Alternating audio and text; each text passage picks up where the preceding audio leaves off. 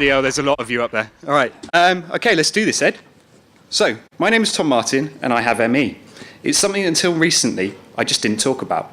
I was embarrassed about it, and I kind of saw it as a weakness. I'd do anything to avoid telling people about it. The running is something I talk about a lot. Too much, according to some. Earlier this year, I ran a marathon. Man, I went on about it. Running is now one of the main elements of my life. It seems like a contradiction, but it's what helps me cope most with my ME.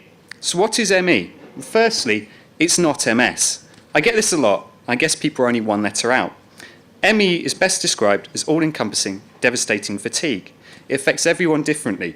Some can just about keep going with life. Others have to sleep 22 hours a day. So it is just me with the ME here. You can't catch it, and I'm pretty sure cats don't get it, although it would explain a lot. For me, ME is the tiredness that comes with the flu, a hangover, or jet lag. It's a dirty kind of tiredness that takes you over completely, leaving you permanently exhausted. ME is an illness with a lot of scepticism surrounding it. In the 80s, it was called yuppie flu. City workers and bankers were apparently faking illness to try and get out of work. I've no idea why people didn't trust them, but unfortunately this perception has stuck.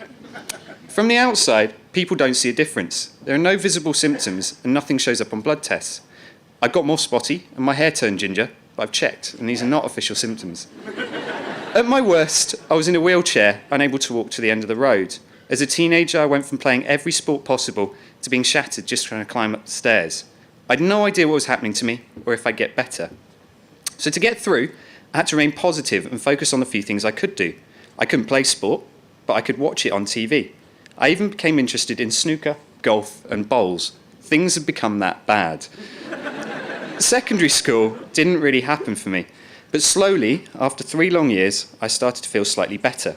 I passed exams, and I went to college and uni, discovered the real world again. I embraced student life to the full, even if mainly the alcohol didn't embrace me. I was desperate to be normal. I tried to ignore the ME, but eventually, around 4 years ago, it caught up with me. It felt like I was on a treadmill that was set too fast. All my energy had gone into building a life and creating a career. Trying to keep up exhausted me again. So this is where running comes in. To fight tiredness, I was told I had to do something that made me tired. It seemed crazy. It's called graded exercise therapy. By doing small amounts of exercise, I could try and condition my body and change my sleep patterns without making myself so tired I'd fall back to square one. To start with, running was just a process I had to go through to try and cope with my ME. It was the necessary evil, the medication. Eventually, though, it started to work, giving me more energy to cope with life. The more I ran, the more the fatigue lifted, and the more it became a passion. Running is pure freedom and the perfect sport for someone like me. With ME, every day is different, and every run can be adapted to fit in with how I feel.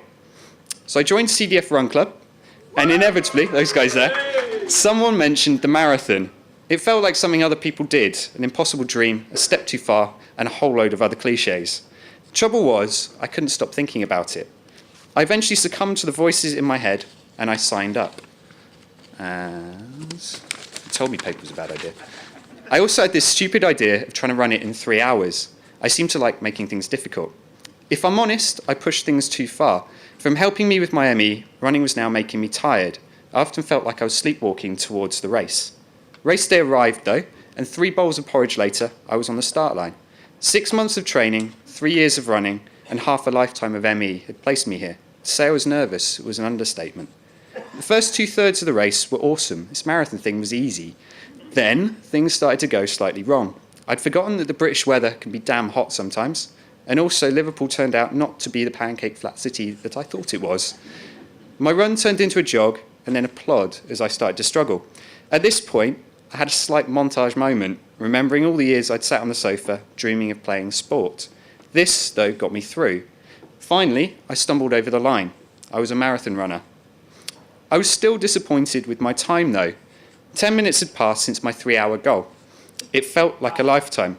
Looking back, I'd become happier.